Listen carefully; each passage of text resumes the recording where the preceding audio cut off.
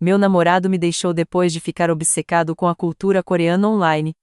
Ele chegou a dizer: elas são muito mais bonitas e inteligentes que você. Ele pegou emprestado $15.000 dos meus pais para a viagem dele que mudaria sua vida.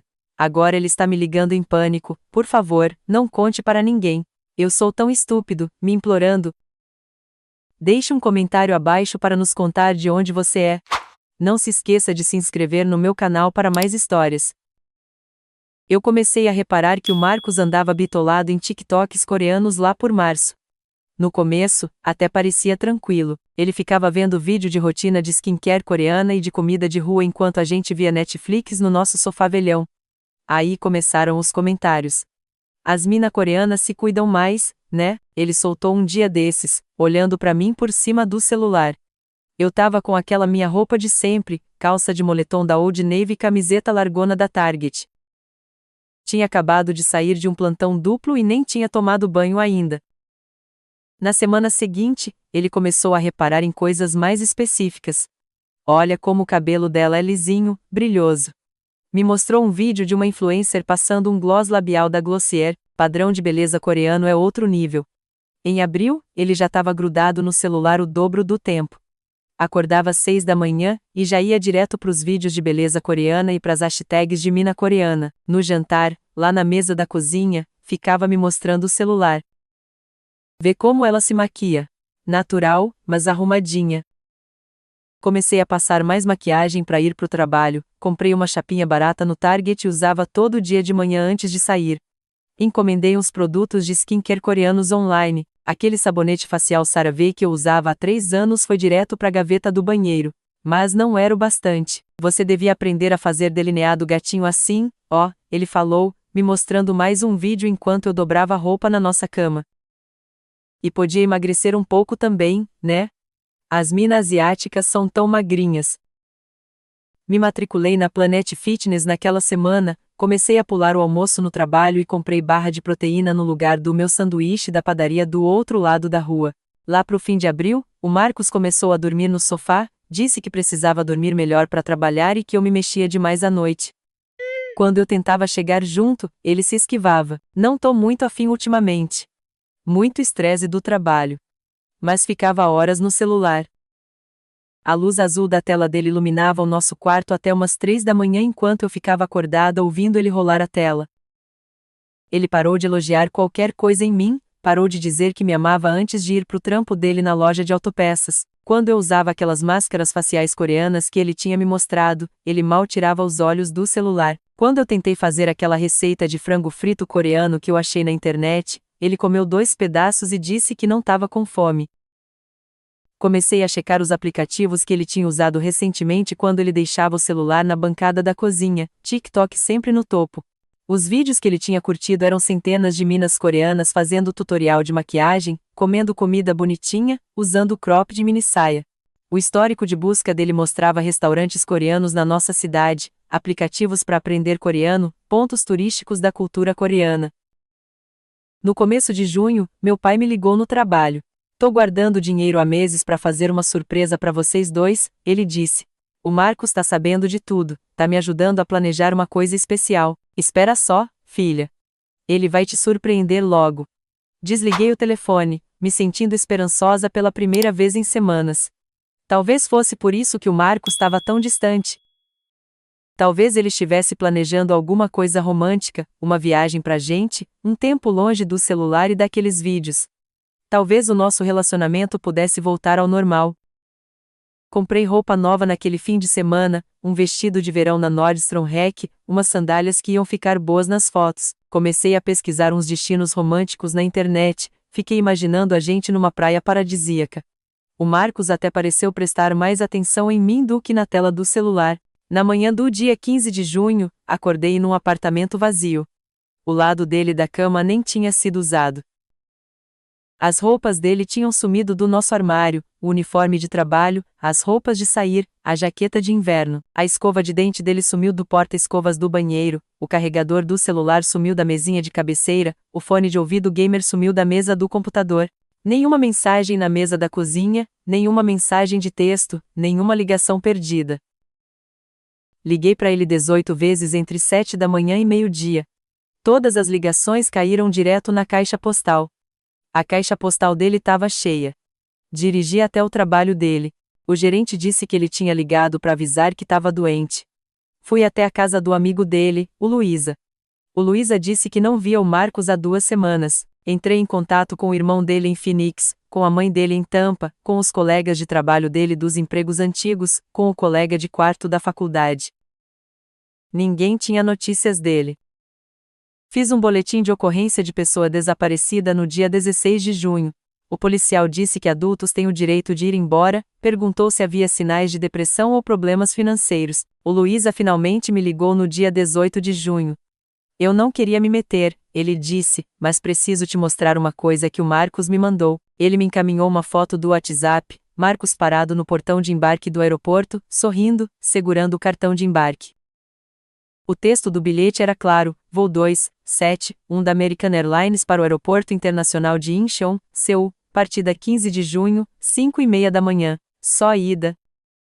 Quando liguei para o meu pai para contar que o Marcos tinha sumido, ele caiu no choro. Eu dei $15.000 para ele, ele disse, a economia da minha aposentadoria. Ele disse que era para a viagem surpresa de vocês. Naquela noite, eu sentei no nosso sofá, onde ele tinha passado meses assistindo vídeos de minas coreanas enquanto planejava a fuga dele. Fiquei olhando para os produtos de skincare coreanos na bancada do meu banheiro, para o delineador que eu tinha treinado todo dia de manhã, para o cartão da academia na minha carteira, para o vestido de verão que eu tinha comprado para nossa viagem romântica imaginária. A 12.000 milhas de distância, o Marcos estava vivendo a fantasia coreana dele com o dinheiro da aposentadoria do meu pai. Ele achou que podia simplesmente sumir da vida dele, do nosso apartamento, das promessas que ele tinha feito. Ele achou que podia me deixar sentada aqui com o lado vazio dele do armário e o coração partido do meu pai. Os 3 dias seguintes foram um caos completo e eu ainda tô tentando digerir tudo o que aconteceu. Primeiro, queria agradecer a todo mundo que comentou no meu post original. Sério, vocês me mantiveram sã quando eu achei que ia perder a cabeça. Um salve especial para a pessoa que disse que ele provavelmente ia voltar rastejando quando a realidade batesse, porque, putz, como você estava certo sobre isso. Então, depois que eu descobri que o Marcos tinha voado para Seul com o dinheiro da aposentadoria do meu pai, eu imediatamente tentei ligar para ele de novo, mas caía direto na caixa postal. Mandei umas 20 mensagens no WhatsApp naquela primeira noite, variando de confusa a furiosa.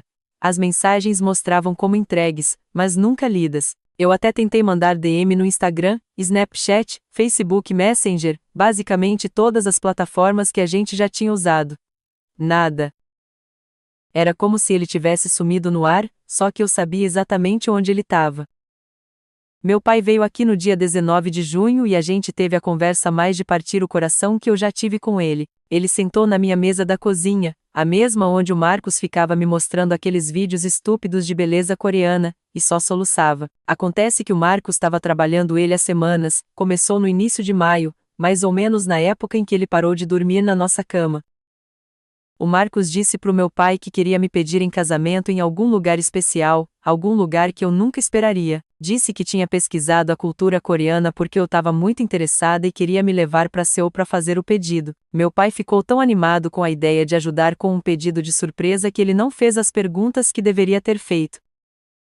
O Marcos tinha mostrado pro meu pai prints de tela com preços de hotéis, custos de voos, reservas de restaurantes. Fez parecer que $15.000 era exatamente o que eles precisavam para essa viagem romântica incrível. Meu pai disse que o Marcos até se emocionou falando o quanto ele me amava e queria me fazer feliz. Eu queria gritar. Esse cara tinha se desligado mentalmente do nosso relacionamento por meses enquanto simultaneamente convencia meu pai de que estava planejando o gesto romântico de uma vida. O pior é que meu pai ficava pedindo desculpas para mim.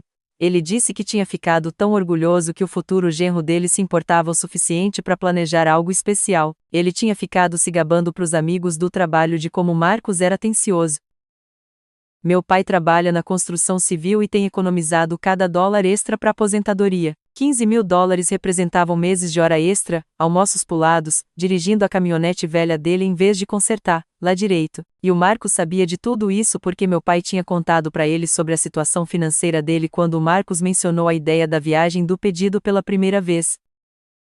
Passei horas vasculhando as contas de mídia social do Marcos naquele primeiro fim de semana. O Instagram dele ainda estava ativo, mas ele não tinha postado nada desde 10 de junho. O último post dele era uma selfie com a legenda "Grandes mudanças vindo em breve", que eu tinha achado que era sobre o nosso relacionamento melhorando. A conta do TikTok dele mostrava que ele estava curtindo o conteúdo coreano até o dia 14 de junho, um dia antes de ele ir embora, mas a partir de 15 de junho, nada, nenhuma atividade em lugar nenhum. O que realmente me irritou foi olhar os comentários antigos dele naqueles TikToks de beleza coreana. Eu nunca tinha pensado em checar antes porque eu confiava nele, mas eu fui fundo nos reposts dele. Esse cara tinha ficado comentando em vídeos por meses, não só curtindo, ativamente comentando coisas como tão linda e pele perfeita e fazendo perguntas sobre rotinas de skincare coreana. Um comentário de maio me deu vontade de jogar meu celular na parede. Ele tinha escrito: "Minha namorada devia aprender com você no vídeo da rotina matinal de alguma influencer." Mas aí eu encontrei algo que fez tudo se encaixar. Em 12 de junho, o Marcos tinha comentado num vídeo de uma conta chamada Kim Yong Beauty dizendo: "Mal posso esperar para te encontrar em breve." A conta tinha respondido: "Te vejo em Seul." Com emojis de coração. Eu cliquei no perfil e era exatamente o que você esperaria: mina coreana perfeita, pele impecável, roupas de grife, fotos estéticas de cafeteria, o tipo de conta que o Marcos estava obcecado por meses, só que algo parecia estranho. Todas as fotos pareciam quase vezes demais vezes perfeitas, como se tivessem sido editadas ao extremo. Eu fiz print de tudo antes que a conta pudesse sumir ou me bloquear. Aí eu fiz o que qualquer pessoa sã faria, eu mandei pro Marcos uma mensagem no WhatsApp com todos os prints anexados. Eu disse pra ele que eu sabia sobre a Kim Yong Beauty, que eu sabia que ele tinha ido pra Seul pra encontrar com ela, não pra nenhum pedido de surpresa. Eu disse pra ele que ele tinha roubado o dinheiro da aposentadoria do meu pai pra ter a garota coreana de fantasia dele, e que ele era a desculpa mais patética pra um ser humano que eu já tinha conhecido. Eu disse que esperava que ela valesse a pena destruir 2 famílias por ela. A mensagem foi entregue, mas ainda não foi lida. Enquanto isso, meu pai estava ligando para o banco para ver se tinha alguma forma de reverter a transferência bancária que ele tinha mandado para a conta do Marcos. O banco disse que, como meu pai tinha autorizado a transferência por livre e espontânea vontade, não tinha muito que eles pudessem fazer. Eles sugeriram registrar um boletim de ocorrência por fraude, mas meu pai não queria prestar queixa imediatamente porque ele ainda tinha esperança de que o Marcos devolveria o dinheiro voluntariamente. Meu pai é bom demais para esse mundo. No dia 22 de junho, eu estava recebendo ligações da mãe do Marcos perguntando se eu sabia onde ele estava. A família dele não tinha ideia de que ele tinha saído do país. A mãe dele disse que ele tinha dito para eles que ia tirar um tempo para ele para trabalhar em umas coisas, mas não tinha mencionado viajar para lugar nenhum. Quando eu contei para ela que ele estava na Coreia do Sul, ela ficou em silêncio por uns 30 segundos. Aí ela perguntou se isso tinha a ver com a obsessão dele por garotas asiáticas que o irmão dele tinha mencionado para ela algumas semanas antes. Aparentemente, o Marcos estava falando com a família dele sobre cultura coreana e como as mulheres asiáticas são muito melhores em se cuidar há meses. A mãe dele estava mortificada. Ela disse que tinha reparado que o Marcos fazia uns comentários estranhos sobre aparência sempre que eles faziam chamada de vídeo, perguntando por que as mulheres americanas não podiam ser mais como as mulheres coreanas. Ela achou que era só uma fase, tipo quando ele ficou obcecado por criptomoedas no ano passado, ou quando ele passou 3 meses convencido de que ia virar personal trainer, mas dessa vez era diferente. Dessa vez, ele realmente tinha agido de acordo com a obsessão dele e machucado pessoas de verdade. A parte mais irritante de tudo isso é que eu ainda não tinha ouvido falar diretamente do Marcos, nem uma palavra. Já tinha passado uma semana inteira desde que ele tinha abandonado a nossa vida e roubado o dinheiro do meu pai, e ele nem tinha tentado se explicar. Eu ficava checando a conta da Kim Yong Beauty, mas ela tinha ficado privada depois que eu encontrei. Eu tentei criar uma conta falsa no Instagram para seguir ela, mas ela não estava aceitando novos seguidores. Aí ontem, algo interessante aconteceu. O Luísa me ligou por volta das 8 da noite e disse que tinha recebido uma mensagem estranha do Marcos, não uma ligação, só uma mensagem de texto de um número internacional. Tudo o que dizia era: "Preciso falar com você urgentemente. Não conta pra ninguém ainda." O Luísa tinha respondido perguntando o que estava acontecendo e onde o Marcos estava, mas não teve resposta. O Luísa me encaminhou o print e perguntou se eu achava que tinha acontecido alguma coisa com o Marcos na Coreia. Olhando para aquela mensagem, eu podia dizer que algo tinha dado errado pro Marcos, o cara que tinha tanta confiança no plano dele que roubou 15 mil dólares e sumiu sem dizer uma palavra. De repente estava entrando em contato urgentemente com o amigo dele de casa, mas ele vezes não tinha entrado em contato comigo ou com meu pai.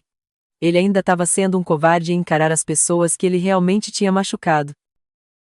Eu disse pro Luísa responder se o Marcos mandasse mensagem de novo, mas deixar claro que o Marcos precisava ligar para mim e pro meu pai imediatamente se ele quisesse alguma ajuda com qualquer situação que ele tivesse se metido. Eu não ia deixar ele fazer triangulação pelos amigos dele enquanto evitava a responsabilidade pelo que ele tinha feito. Porque é o seguinte, eu tenho a sensação de que a fantasia coreana do Marcos não tá saindo exatamente como ele planejou, e quando a realidade desabar sobre ele, ele vai querer voltar correndo para a vida que ele abandonou. Mas eu não sou a mesma pessoa que alisava o cabelo todo dia de manhã tentando corresponder aos padrões de beleza coreanos dele. Cansei de ser o plano B dele.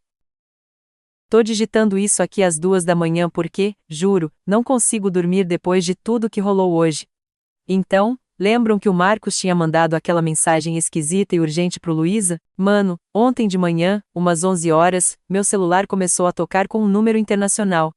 Quase não atendi porque vivo recebendo ligação de telemarketing. E não é que era ele, a voz do Marcos soando desesperada e em pânico de um jeito que eu nunca tinha ouvido antes. A ligação tava horrível e ficava cortando toda hora, mas dava para entender o suficiente para saber que ele estava se desmantelando. Ele começou a falar na hora, sem nem dizer oi, já mandou essa explicação frenética de como tudo tinha dado errado e que ele precisava de ajuda para voltar para casa. Eu interrompi ele e falei que, se ele achava que podia me ligar depois de roubar o dinheiro da aposentadoria do meu pai e sumir por mais de uma semana, ele estava muito enganado. Foi aí que ele começou a implorar de verdade. Disse que estava preso numa pensão qualquer em seu sem dinheiro nenhum e que o voo de volta dele tinha sido cancelado. Falou que os cartões de crédito dele não estavam funcionando e que ele não conseguia acessar a conta bancária dele da Coreia. Ficava repetindo que tudo era um mal-entendido e que ele podia explicar tudo se eu só ajudasse ele a descobrir como voltar para casa. A audácia desse cara de me ligar pedindo ajuda depois do que ele fez era inacreditável. Falei para ele que ele tinha exatamente uma chance de explicar onde tinham ido os 15 mil dólares do meu pai e porque ele tinha mentido sobre planejar um pedido de casamento. Foi aí que a história dele começou a desmoronar de vez. Ele alegou que tinha vezes planejado me pedir em casamento, mas decidiu dar uma olhada em seu primeiro para ter certeza de que seria perfeito para mim. Disse que tinha usado o dinheiro para uma viagem de pesquisa e que estava planejando me trazer depois. Quando eu perguntei por que ele tinha empacotado todas as coisas dele para uma viagem de pesquisa, ele começou a gaguejar e falar em círculos. Aí eu toquei no assunto da Kim Il-moon Beauty e o comentário sobre encontrar ela em breve. O Marcos ficou completamente em silêncio por uns 30 segundos.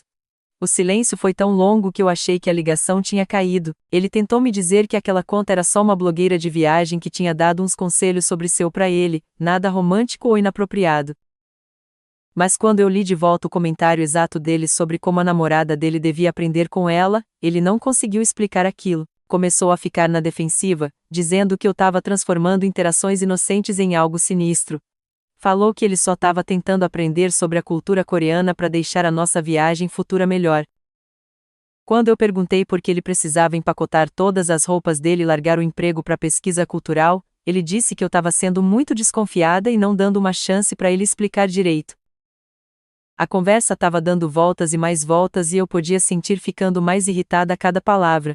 Aí o Marcos tentou uma abordagem diferente. Começou a falar sobre o tanto de estresse que ele estava sofrendo no trabalho e como ele estava se sentindo perdido no nosso relacionamento. Disse que ver a cultura coreana online tinha feito ele perceber que existiam formas diferentes de encarar a vida e os relacionamentos, e que ele tinha ficado animado para explorar isso vezes comigo. Quando eu apontei que ele tinha ficado criticando a minha aparência por meses enquanto elogiava as mulheres coreanas, ele disse que eu estava lembrando errado das conversas e tirando as coisas do contexto. O Marcos ficava mudando a história dele, tentando diferentes ângulos para fazer ele soar menos culpado. Primeiro, era pesquisa para nossa futura viagem do pedido. Aí, era uma aventura espontânea para me surpreender. Depois, era o estresse do trabalho fazendo ele agir de forma irracional. Toda vez que eu encurralava ele com evidências específicas, ele mudava para uma nova explicação. Ele nunca pediu desculpas por mentir pro meu pai ou roubar o dinheiro. O que me deixou puta da vida mesmo foi quando ele começou a tentar jogar a culpa pra cima de mim. Ele disse que vezes tinha ficado obcecada com os padrões de beleza coreanos e que ele só tava tentando entender o que eu achava tão atraente naquela cultura. Dá pra acreditar nessa manipulação? Esse cara passou meses me dizendo que eu não era bonita ou magra o suficiente comparada com as garotas coreanas, e agora ele tava agindo como se a obsessão dele fosse de alguma forma culpa minha. Ele disse que tinha sido eu que comprei produtos de skincare coreanos e alisei o cabelo, como se eu tivesse feito isso por diversão, em vez de tentar alcançar os padrões impossíveis dele.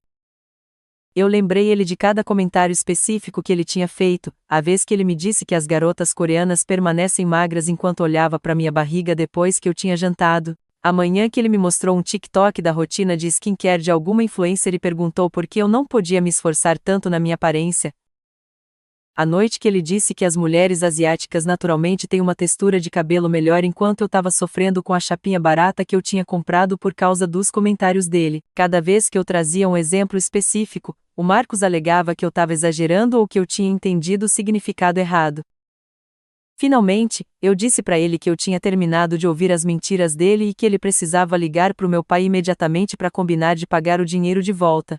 Foi aí que o Marcos perdeu a cabeça de vez, começou a gritar que eu não entendia o que ele estava passando e como a situação tinha se complicado.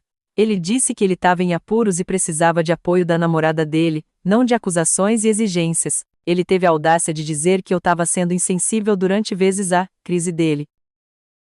Eu desliguei na cara dele, mas o Marcos não tinha terminado. Ele ligou de volta mais 6 vezes naquele dia. Eu atendi as primeiras porque eu queria dar várias chances para ele contar a verdade, mas cada conversa era o mesmo padrão, súplicas frenéticas, explicações mudando o tempo todo e tentativas de me manipular para sentir pena dele. Durante a segunda ligação, ele tentou chorar e dizer que tinha cometido erros terríveis, mas ainda não admitia o que ele tinha feito de errado. Ele ficava dizendo coisas tipo, você sabe que eu te amo e eu nunca quis que chegasse a esse ponto, sem explicar o que era esse ponto. Na terceira ligação, o Marcos estava tentando negociar. Disse que, se eu pudesse transferir dinheiro suficiente para ele comprar uma passagem de volta para casa, ele pagaria meu pai de volta imediatamente assim que chegasse no banco dele. Quando eu perguntei o que tinha acontecido com os $15.000 que ele tinha levado, ele disse que era complicado e que explicaria tudo pessoalmente. Ele prometeu que nunca mais me pediria nada se eu só pudesse ajudar ele dessa vez. Eu falei para ele que a única pessoa que ele devia ligar pedindo ajuda era pro meu pai, de quem ele tinha roubado dinheiro. A quarta ligação foi quando o Marcos começou a ficar bravo comigo. Ele disse que eu estava sendo vingativa e me recusando a ajudar alguém que eu dizia amar durante uma emergência de verdade. Ele disse que, se a situação fosse ao contrário, ele já teria transferido dinheiro para mim sem fazer tantas perguntas. Ele tentou me fazer sentir culpada por não correr imediatamente para resgatá-lo de qualquer enrascada que ele tinha se metido. Quando eu apontei que ele tinha criado essa situação mentindo e roubando, ele disse que eu estava sendo mesquinha e guardando rancor em vez de focar em resolver o problema atual. O pior era como ele ficava insistindo que me amava e nunca tinha querido machucar ninguém. Ele disse que os sentimentos dele por mim não tinham mudado e que tudo o que ele tinha feito era para beneficiar o nosso relacionamento de alguma forma.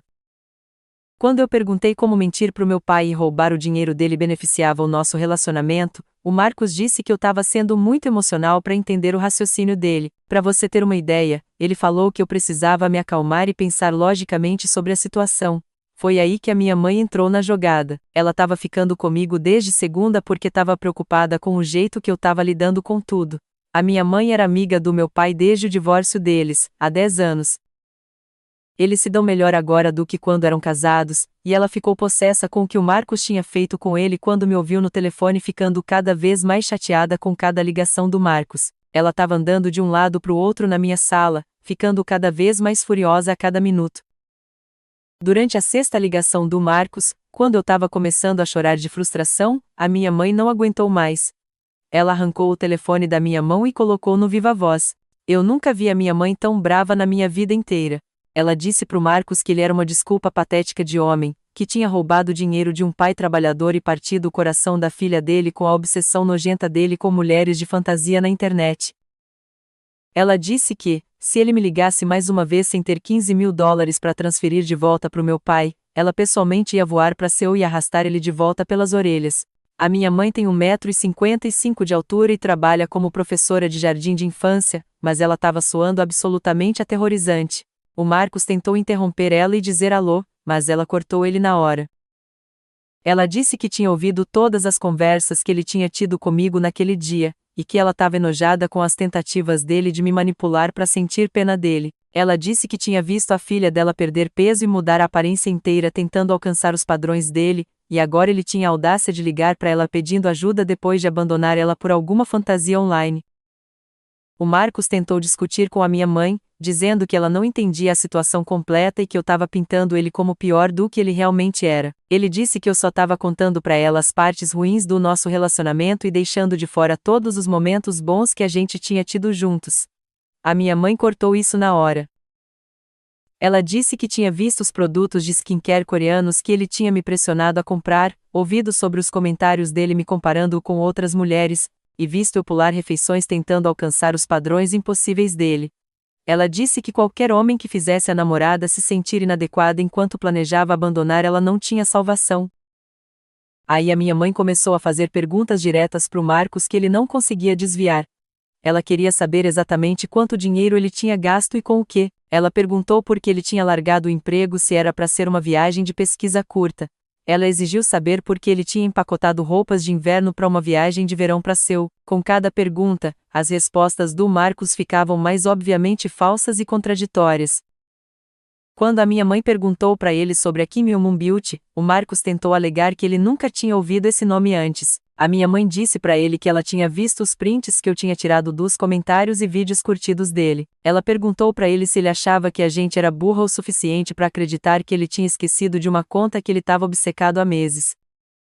Aí o Marcos admitiu que tinha conversado com umas contas coreanas online, mas insistiu que era puramente intercâmbio educacional e cultural. A conversa entre o Marcos e a minha mãe durou uns 20 minutos, e eu podia ouvir ele ficando cada vez mais desesperado enquanto ela destruía cada desculpa que ele tentava dar. Ela perguntou para ele por que ele precisava encontrar mulheres coreanas pessoalmente se ele só estava interessado em educação cultural. Ela queria saber por que ele tinha mentido pro meu pai sobre planejar um pedido de casamento em vez de só dizer que ele queria viajar sozinho. Ela perguntou para ele como roubar a economia da aposentadoria de alguém ia melhorar o relacionamento dele com a filha dessa pessoa. A minha mãe também tocou em coisas que eu nem tinha pensado em mencionar. Ela perguntou pro Marcos por que ele tinha parado de contribuir para as despesas da nossa casa em maio enquanto planejava essa viagem cara. Ela queria saber por que ele tinha sido tão secreto sobre o uso do celular se ele só estava aprendendo sobre a cultura coreana. Ela apontou que ele tinha me tratado como uma colega de quarto em vez de uma namorada por meses enquanto aparentemente planejava o nosso futuro romântico juntos. No final daquela ligação, o Marcos estava soluçando e admitindo que as coisas tinham ficado mais complicadas do que ele tinha planejado, mas ainda insistindo que ele podia consertar tudo se a gente só desse um tempo para ele. A minha mãe disse para ele que ele tinha 48 horas para transferir o dinheiro de volta ou a gente ia envolver a polícia. Ela disse que ela não se importava com o tipo de problema que ele tinha se metido na Coreia. Esse era o problema dele para resolver. Ela desligou e imediatamente ligou para o meu pai para atualizar ele sobre a situação. Meu pai veio aqui naquela noite e nós três sentamos na minha sala tendo a conversa mais honesta que a gente tinha tido em anos. A minha mãe fez café e a gente espalhou todas as evidências que eu tinha coletado, prints dos comentários do Marcos, os vídeos curtidos dele, as mensagens entre ele e várias contas coreanas. O meu pai admitiu que se sentia burro por acreditar na história do pedido do Marcos sem fazer mais perguntas. Ele disse que o Marcos tinha sido tão convincente e emotivo quando falava sobre querer me fazer feliz que nunca ocorreu para ele que podia ser manipulação. A minha mãe apontou que o Marcos tinha especificamente mirado na fraqueza do meu pai, o amor dele por mim, e o desejo de ajudar com os marcos românticos. O meu pai estava especialmente magoado com o jeito que o Marcos tinha usado o relacionamento deles. O Marcos estava vindo para os jantares em família há 2 anos, pegando as ferramentas do meu pai emprestadas, pedindo conselhos sobre trabalho e vida. O meu pai tinha começado a pensar no Marcos como o filho que ele nunca teve. Ele tinha ficado tão orgulhoso quando Marcos veio falar com ele sobre planejar um pedido de casamento, se sentiu honrado que esse jovem confiava nele o suficiente para pedir ajuda com um momento tão importante. Mas é aí que as coisas ficam realmente interessantes. O Marcos ligou de novo hoje de manhã, e dessa vez ele soou completamente diferente, não desesperado ou manipulador, só derrotado e assustado. Ele alegou que alguém tinha dado um golpe nele e que ele tinha perdido tudo, mas ele ainda não dava detalhes pelo telefone. Ele só ficava dizendo que era pior do que eu podia imaginar e que ele tinha sido burro de confiar na pessoa errada. Eu disse para ele que, se ele quisesse a minha ajuda para entender a situação dele, ele precisava começar sendo completamente honesto sobre a Kim Jong-un Beauty e o que ele realmente tinha ido fazer em Seul. Teve outro silêncio longo e aí o Marcos disse algo que fez tudo se encaixar. Ele disse que a pessoa que ele tinha ido encontrar não era quem ela dizia ser, e agora ele estava preso num país estrangeiro sem dinheiro e sem ter como voltar para casa. Ele admitiu que ele nunca tinha planejado me pedir em casamento em Seul. Ele disse que ele tinha conhecido alguém online que ele achava perfeita e tinha se convencido de que encontrar ela pessoalmente ia resolver todos os problemas dele com o nosso relacionamento. Ele tinha usado o dinheiro do meu pai para financiar o que ele agora percebia que era uma fantasia completamente delirante. Mas algo tinha dado muito errado quando ele tentou encontrar essa pessoa, e agora ele estava com medo e sozinho e não sabia o que fazer. Foi aí que eu percebi que a fantasia coreana do Marcos tinha se transformado no pior pesadelo dele, e amanhã ele tem que me ligar de volta para explicar exatamente que tipo de problema ele se meteu, porque, apesar de tudo que ele fez comigo e com a minha família, eu preciso saber a verdade sobre o que aconteceu com aqueles 15 mil dólares. A minha mãe acha que eu devia só desligar na cara dele, mas eu tenho que saber como essa história termina. Mano, eu tô morta vezes com o que acabou de acontecer. Não acredito que isso é a vida real, mas eu tenho que compartilhar isso com vocês porque é o final mais patético, hilário e cheio de karma para esse pesadelo todo que eu poderia ter imaginado. Pega a pipoca aí porque essa é a conclusão mais satisfatória que você vai ler. Então, o Marcos me ligou de volta hoje de manhã como ele prometeu, e a minha mãe estava sentada do meu lado porque ela queria ouvir qual desculpa ele ia inventar dessa vez. Eu coloquei no viva voz na hora porque eu não aguentava mais as mentiras dele e queria uma testemunha para qualquer manipulação que ele fosse tentar. Ele começou a falar e eu percebi na hora que algo estava diferente. A voz dele estava completamente quebrada, como se ele tivesse chorado por horas. Ele disse que precisava me contar a verdade completa sobre o que tinha acontecido em Seul e por que ele realmente tinha ido para lá. Ele disse que estava envergonhado e humilhado, mas ele tinha que ser honesto porque ele precisava da nossa ajuda para voltar para casa. Aí o Marcos me contou a história mais ridícula que eu já ouvi na minha vida inteira. Vocês estão preparados para isso? A Kim Jong-un Beauty não era uma pessoa de verdade. Ela era uma farsa completa criada por golpistas usando tecnologia de inteligência artificial para gerar fotos, vídeos e até mensagens de voz falsas. Esse homem adulto tinha passado meses obcecando, me comparando e eventualmente viajando pelo mundo para encontrar alguém que foi inteiramente fabricado por criminosos. Eu comecei a rir na hora. Não consegui evitar. A risada simplesmente borbulhou de algum lugar lá no fundo de mim, e eu não conseguia parar. A minha mãe estava olhando para mim como se eu tivesse perdido a cabeça, mas eu estava gargalhando. Esse cara tinha destruído o nosso relacionamento, roubado o dinheiro da aposentadoria do meu pai e abandonado a nossa vida por uma pessoa falsa criada por golpistas com um programa de computador. O Marcos continuou falando enquanto eu ria, tentando explicar como tinha acontecido. Ele disse que a Kim Jong-un Beauty tinha começado a mandar mensagem direta para ele no início de maio, mandando fotos e vídeos que pareciam completamente reais porque eram gerados usando tecnologia de troca de rosto com inteligência artificial. Os golpistas até tinham mandado mensagens de voz que soavam como uma garota coreana de verdade falando inglês, mas era tudo artificial. Eles tinham tido conversas detalhadas sobre cultura coreana com ela elogiando a aparência dele e dizendo que ele era bonito e interessante. Ela tinha dito que estava procurando um namorado americano e achava que ele era perfeito. Eles estavam conversando todo dia há semanas.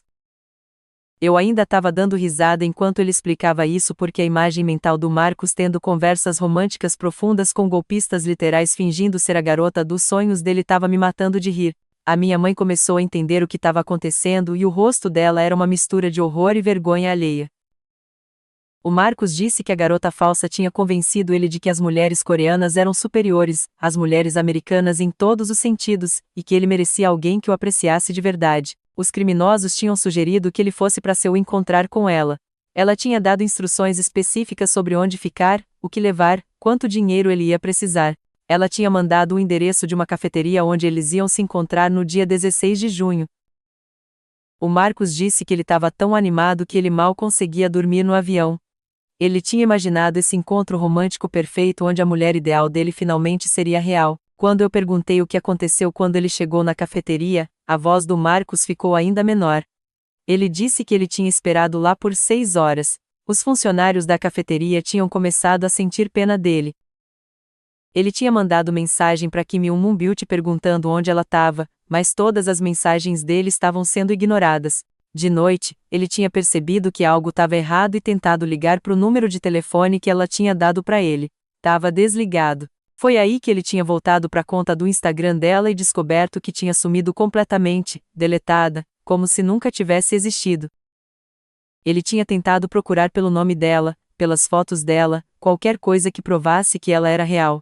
Nada. Ele tinha passado os 2 dias seguintes freneticamente mandando mensagem para outras contas coreanas que ele estava seguindo, perguntando se alguém conhecia a Kim Yoon Beauty. A maioria tinha ignorado ele, mas uns poucos tinham dito que ele tinha sido enganado por uma operação de catfish.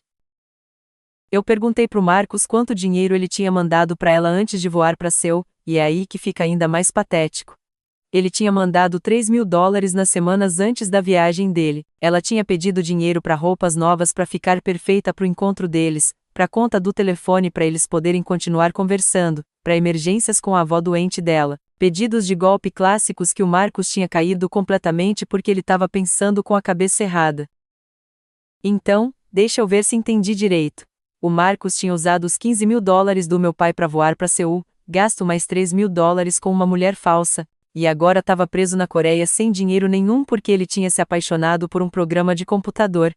Eu estava rindo tanto que as lágrimas estavam escorrendo pelo meu rosto. A minha mãe teve que levantar e pegar lenços de papel para mim porque eu estava um caos completo. Mas espera, piora. O Marcos disse que ele estava tentando descobrir como voltar para casa há dias, mas os cartões de crédito dele estavam estourados dos gastos anteriores com as coisas da obsessão por cultura coreana e o dinheiro que ele tinha mandado para conta falsa. A conta bancária dele estava vazia por causa das compras da viagem do pedido. Ele estava ficando na pensão mais barata que ele conseguiu encontrar e comendo comida de loja de conveniência, mas ele estava ficando sem dinheiro até para isso. Ele finalmente tinha engolido o orgulho e ligado para os pais dele para pedir ajuda. Aí a minha mãe e eu paramos de rir porque a gente sabia que os pais dele eram pessoas decentes que não mereciam isso. O Marcos disse que ele tinha tido que explicar para a mãe dele por que ele estava na Coreia sozinho, porque ele precisava de dinheiro para uma passagem de volta para casa e porque ele tinha largado o emprego e deixado a namorada sem explicação. A mãe dele tinha ficado tão confusa e brava que ela tinha passado o telefone para o pai dele.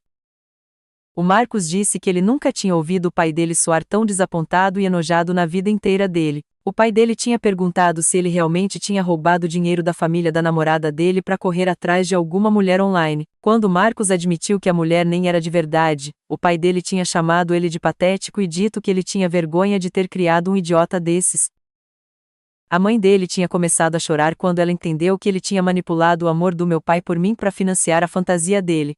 O pai dele tinha dito que o Marcos era uma vergonha para a família deles. Eles tinham concordado em mandar dinheiro para ele comprar uma passagem de volta para casa, mas só para poderem lidar com ele cara a cara. Mas é aí que vem a melhor parte: os pais do Marcos tinham ligado para os meus pais. A mãe dele tinha conseguido o número do meu pai com o Marcos e ligado para pedir desculpas pelo comportamento do filho dela. Ela tinha oferecido pagar os $15.000 de volta imediatamente, mesmo que isso esgotasse a reserva de emergência deles. A minha mãe disse que o meu pai tinha ficado tão tocado com a ligação que ele tinha começado a chorar. Os pais do Marcos estavam assumindo total responsabilidade pelas ações do filho deles, mesmo que eles não tivessem ideia do que ele estava planejando. Quando Marcos me contou sobre os pais dele ligando para os meus, eu perdi a cabeça de vez. Eu disse para ele que ele era a desculpa mais patética para um ser humano que eu já tinha encontrado. Eu disse que ele tinha destruído várias famílias porque ele não conseguia diferenciar realidade de fantasia. Eu disse que ele era tão desesperado e triste que ele tinha se apaixonado por um programa de computador e abandonado pessoas de verdade que realmente se importavam com ele. A minha mãe pegou o telefone de mim porque eu estava ficando muito agitada. Ela disse pro Marcos que os pais dele tinham mostrado mais integridade em uma ligação do que ele tinha mostrado em todos os 2 anos que ela tinha conhecido ele. Ela disse que ver um homem na casa dos 20 anos sendo enganado por uma conta falsa óbvia era como ver uma criança tocar num fogão quente depois de ser avisada para não fazer isso. Ela disse para ele que ele era uma vergonha para a família dele e que os pais dele mereciam coisa melhor do que limpar as cagadas dele. O Marcos começou a chorar no telefone e implorar para a gente entender que ele tinha cometido erros, mas que ele tinha aprendido a lição. Ele disse que ele tinha percebido agora que eu era a melhor coisa que tinha acontecido para ele e que ele queria voltar para casa e consertar o nosso relacionamento. Ele prometeu que ele nunca mais ia olhar conteúdo coreano e que ia deletar todas as redes sociais dele se eu só desse mais uma chance para ele. Eu peguei o telefone de volta e disse pro Marcos que ele estava completamente maluco se ele achava que eu queria ter alguma coisa a ver com ele depois disso. Eu disse que eu não ia pegar ele de volta nem que ele fosse o último homem na Terra. Eu disse que ele tinha passado meses me fazendo me sentir feia e inadequada comparada com uma pessoa falsa, e agora ele queria simpatia porque a fantasia dele tinha ido pro buraco. Eu expliquei pro Marcos que eu já tinha começado a seguir em frente com a minha vida. Eu tinha começado a ir para a academia porque eu realmente gostava, não para alcançar os padrões impossíveis dele. Eu tinha continuado usando os produtos de skincare coreanos porque eles funcionavam bem para minha pele, não porque alguma inteligência artificial tinha pele perfeita e fotos retocadas. Eu tinha aprendido que eu podia ser feliz e confiante sem a crítica e manipulação constante dele. O Marcos ficava tentando me interromper para dizer que ele tinha mudado e percebido os erros dele, mas eu cortava ele toda vez. Eu disse para ele que mudança significava assumir total responsabilidade pelas ações dele, não só sentir pena de si mesmo quando o plano dele dava errado. A mudança de verdade teria sido ele perceber meses atrás que comparar a namorada dele com outras mulheres era um comportamento abusivo. A mudança de verdade teria sido ele discutir os planos de viagem comigo em vez de mentir pro meu pai. A minha mãe acrescentou que a mudança de verdade teria sido Marcos arrumar um segundo emprego para pagar pela fantasia coreana dele em vez de roubar a aposentadoria de outra pessoa. Ela disse que, se ele quisesse conhecer mulheres coreanas tanto assim, ele podia ter entrado em programas de intercâmbio cultural legítimos ou grupos de aprendizado de idiomas na nossa cidade. Em vez disso, ele tinha escolhido o caminho mais destrutivo e egoísta possível. Quando o Marcos percebeu que nenhum de nós ia perdoar ele ou ajudar ele além dessa conversa, ele começou a ficar bravo. Ele disse que eu estava sendo vingativa e guardando rancor em vez de apoiar ele durante um momento difícil. Ele disse que, se eu realmente amasse ele, eu ia querer ajudar ele a aprender com os erros dele em vez de punir ele para sempre. Ele teve a audácia de dizer que a minha reação estava provando que as mulheres coreanas eram mais generosas e compreensivas do que as mulheres americanas. Aí eu perdi a paciência de vez. Eu disse pro Marcos que as mulheres coreanas também iam achar ele patético e não iam querer ter nada a ver com ele. Eu disse que a única razão pela qual a inteligência artificial tinha sido legal com ele era porque ela tinha sido programada para roubar dinheiro de perdedores solitários como ele. Eu disse que as mulheres coreanas de verdade provavelmente estavam tão enojadas com a fetichização dele da cultura delas quanto eu.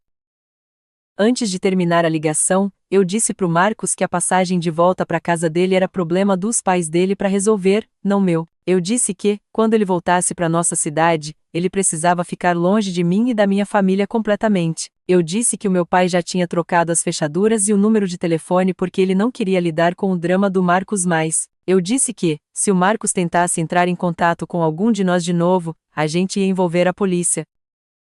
Os pais do Marcos mandaram dinheiro para ele comprar uma passagem de volta para casa, e, de acordo com Luísa, ele tá de volta há 3 dias. Aparentemente, ele tá ficando com os pais dele porque ele não tem para onde ir. A mãe dele tem ligado para todo mundo na família para pedir desculpas pelo comportamento do Marcos, e o pai dele tem dito para as pessoas que o Marcos está proibido de usar a internet deles até ele procurar ajuda profissional.